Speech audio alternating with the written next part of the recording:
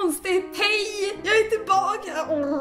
Morgontrötthet! Det är så konstigt när man har liksom jobbat i 6 veckor med att prata med kameror och så plötsligt pratar man med en kamera där man kan se sig själv. Vem kom på det här? Det är inget bra. Man sitter verkligen bara och tänker gud vad mitt hår ser fantastiskt ut! Men hej allihopa, hoppas att ni mår bra. Jag antar att det här är konstigare för mig än vad det är för er. Ni har ändå sett mig på YouTube medan jag har jobbat med Melodifestivalen. Men för mig är detta fett konstigt för jag har liksom förinspelat så många videos. Så det här är alltså typ första gången på 10 veckor som jag sätter mig ner och gör en vlogg som kommer ut samma dag som jag gör den. Oh my god, this is strange. Men det känns fan kul att vara tillbaka. Jag har längtat, även om det här känns lite konstigt också. Jag menar, var är mina 11 kameravinklar? Var är min manusförfattare? Var är min stylistassistent? Frågor som vi alla undrar.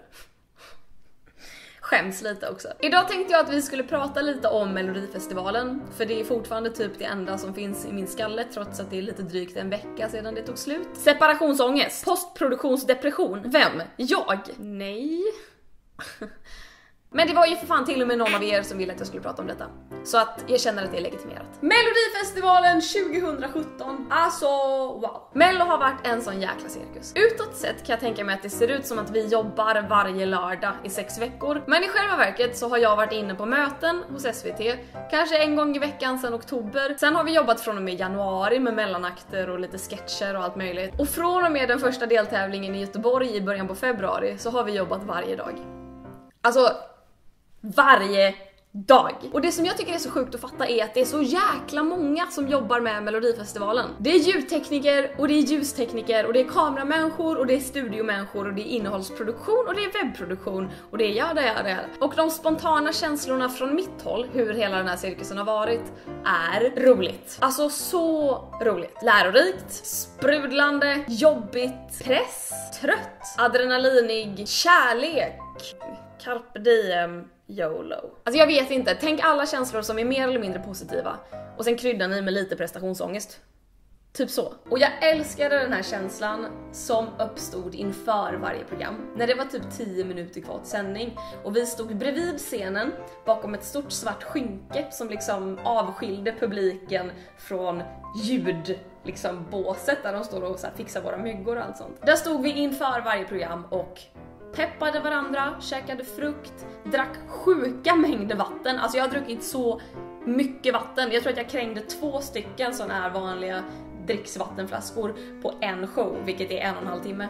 2 stycken! Jag var så jäkla kissnödig oavbrutet. Jag, David och Hasse stod där och läste igenom vår öppningsprata. För att vi har ju såna här manuskort, men just öppningarna var vi tvungna att kunna utantill för att det var alltid någon form av sång eller dansnummer. Och då skulle det helt enkelt vara snyggast att vi kunde dem utantill. Och de var inte jättelånga så det var ändå hyfsat lätt att lära sig det utantill. Jag kom faktiskt av mig en gång. Det var i Göteborg, första deltävlingen i livesändning. Det var jag och David som skulle stå och bolla fram och tillbaka liksom. Att först skulle han berätta hur man röstar via telefon, sen skulle jag berätta hur man röstar via sms, sen skulle han berätta hur man röstar via Melodifestivalens app. Och sen skulle jag berätta att all den här infon och mycket mer finns på svt.se/melodifestivalen, bla bla. Men den glömde jag helt bort. Så när David säger sin sista om att ni kan rösta via appen och det är helt gratis, så drar jag efter andan och bara... Vänta nu. Vad är det jag ska säga? Och eftersom det här är precis i början av programmet så har ju inte vi våra manuskort än, för att det här tillhör den delen vi skulle kunna utantill. Så jag stod där och bara...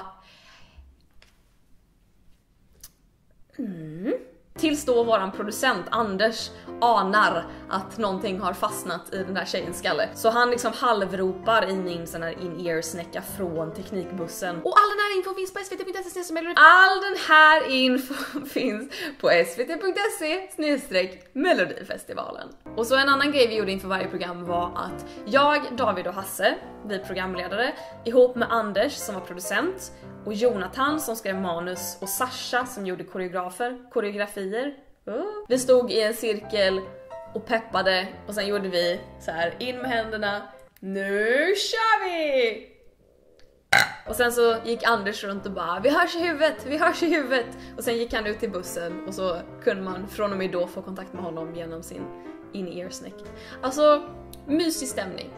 peppigt och mysigt. Och sen är det typ 5 minuter kvar till sändningen börjar, så bara kommer man på sig själv och stå liksom så här helt stiff framför en spegel medan någon sprayar ditt hår, någon bättrar på ditt läppstift, någon knyter på dina klackskor, någon rättar till din mikrofon, någon stoppar i dina örhängen och en sista person står och lyser med sin mobilficklampa för att de övriga ens ska kunna se vad de håller på med. Alltså det är så absurt! Man har liksom en frisör, en som fixar ditt smink, en som klär dig, en som hjälper hon som klär dig med att klä dig, en som fixar ditt ljud, en som syr kläder och den personen har en assistent. Det är helt sjukt. Var inte jag utseendefixerad tidigare så har jag alla gått och blivit det nu. Det är en sån fruktansvärd jäkla lyx att vara programledare i Melodifestivalen. Det finns så många människor vars jobb är att se till att jag antingen ser bra ut eller bara känner mig trygg. Det var liksom så här, varje lördag så hade inte jag någon tid att käka middag. Så att då gick jag och satte mig och skulle få mitt hår fixat. Medan då en som heter Emily som praktiserar på SVT kom ner till frisörrummet och så fick hon min matbiljett. Så gick hon iväg, hämtade middag till mig och kom tillbaka så att jag kunde sitta och äta medan jag fick håret fixat. Och det var liksom ett av Emilys alla jobb. Att se till att jag fick i mig middag. Det är på den nivån. Nu när jag är ute ur den här bubblan så inser ju jag hur sjukt det här är. Vad är det jag har varit med om? Oh my god. Samtidigt vill jag verkligen påpeka att även om man blir bortskämd i typ hur man får sitt utseende fixat eller vad man får hjälp med, så är det så jäkla mycket jobb som ska göras som är 100% upp till en själv. Så här såg våra veckor ut. På måndagar mellan klockan 9 och 17 sågs vi och repade dans och mellanakter. På tisdagar mellan typ 9 och 5 sågs vi på SVT för att repa manus. På onsdagar klockan förmiddag-ish åkte vi iväg till staden vi skulle vara i. Sen var vi på plats på arenorna från onsdag typ lunch till lördag kväll och jobbade med att repa mer eller mindre all vaken tid. Och sen lämnade vi den staden vi var i på söndag förmiddag och var hemma igen här i Stockholm runt söndag lunch eftermiddag någon gång. Och sen måndag 9.00 börjar vi dansrepa igen. Jag kan visa er, jag sparade ett manus. Så här ser de ut. Det här lärde vi oss varje vecka, mer eller mindre utan till. Det här är programledarmanus final, Friends Arena, lördag den 11 mars klockan 20.00. Version 8. Jag tror att på finalen så landade vi på 9 versioner totalt. I den första deltävlingen i Göteborg så hade vi 16 versioner,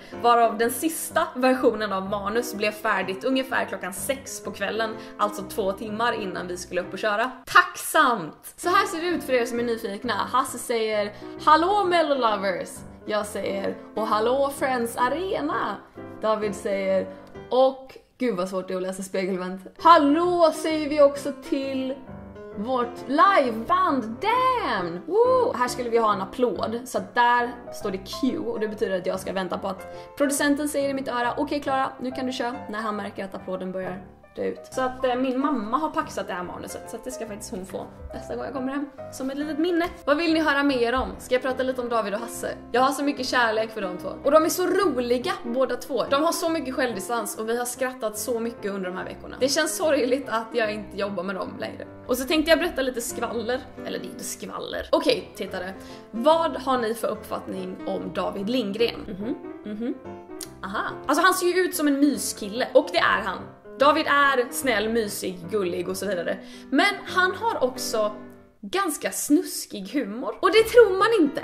Eller hur? Men det har jag fått lära mig nu sen typ vi började jobba i september att han har. Och när det kommer till humor, alltså det är klart att det finns ingen, det går inte att säga vad som är bra humor och dålig humor för att alla tycker olika. Men om jag ska se till mig själv så har jag inte speciellt snuskig humor. Jag tycker bara alltså så här sexskämt, tycker inte att det är kul. Och det är bara sån jag är. Och jag tror att till stor del beror det på att sexskämt ofta i mina ögon är typ lite förnedrande, lite objektifierande av kvinnor. Det är delvis därför jag inte tycker att det är kul. Men också delvis för att jag tror bara inte att jag har sån humor. Så när David började dra sina snuskiga skämt så vart jag först helt jäkla ställd. För jag bara, det här är inte kul, eller? Och sen 10 veckor senare har jag skrattat så jag har gråtit åt dessa för jävliga skämt. Alltså jag är så härdad. Till exempel, vi var på SVT någon gång i januari och för att komma in på SVT måste man gå igenom snurrdörrar och de är ganska trånga liksom. Så Hasse ska in där med en stor bag på axeln,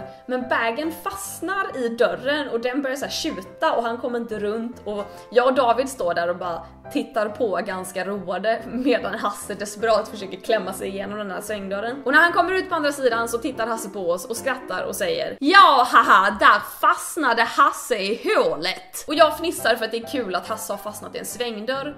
Medan David står bredvid och bara... Det var en annan gång som vi stod bredvid scen och förberedde oss för en sändning. Och Denise som var stylistassistent står och ska sätta på mig ett par örhängen. Men av någon anledning så går det liksom inte igenom och det gör lite ont så att jag bara, ja men jag kan ta det och testa istället. Varpå Denise svarar, ja men om du hittar hålet så sköter jag resten. Jag bara, var är David någonstans? Och jag är så jävla glad att David vid det här tillfället står typ 2 meter bort åt det hållet och inte har hört vad hon har sagt. För att han hade imploderat.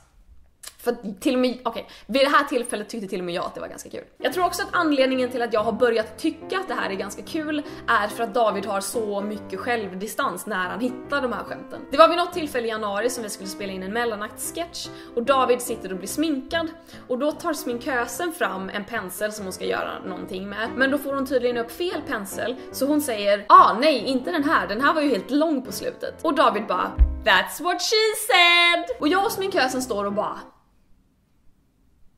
hur då? Den är helt lång på slutet. That's what she said. Vadå? Det är som att det är så här mycket snopp och så här mycket ollon. Jag fattar inte. Men jag tycker också att det är det som gör det kul. Han driver med sig själv. Annars då? Vad har jag mer gjort under Mello? Jag har varit en levande diskokula ihop med Lina och Tess från Alcazar. Det var magiskt. Och till stor del var det min egen idé från början. Thank you, good job. Also, jag har fått sjunga Mello fucking Di-festivalen i live-tv inför 3 miljoner pers. Hashtag nöjd. Och på tal om nöjd, jag är så nöjd med allt. Jag är så himla nöjd med min insats. Jag är så, fruktansvärt nöjd och stolt. Kan man vara stolt över sig själv? För jag är det. Nej men det var väl allting jag tänkte prata om den här veckan. Nästa vecka tar jag lite vloggsemester för då åker jag till Tanzania och jag tänkte filma lite där så att nästa vecka kommer ingen video men veckan därpå får ni lite resevlogg istället så att jag hoppas att ni kan hålla ut tills dess. Men kul var det att få köta med er igen. Ni får ta det vackert och så ses vi precis som vanligt om ett par veckor. Hej då!